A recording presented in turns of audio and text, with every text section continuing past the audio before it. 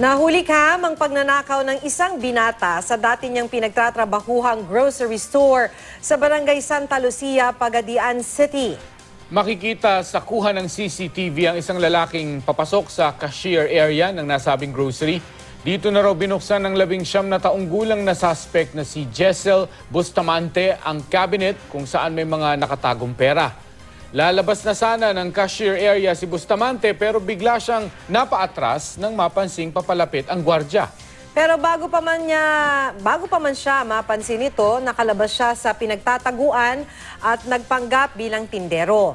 Nakipag-usap pa siya sa gwardya at sa dating katrabahong tindera.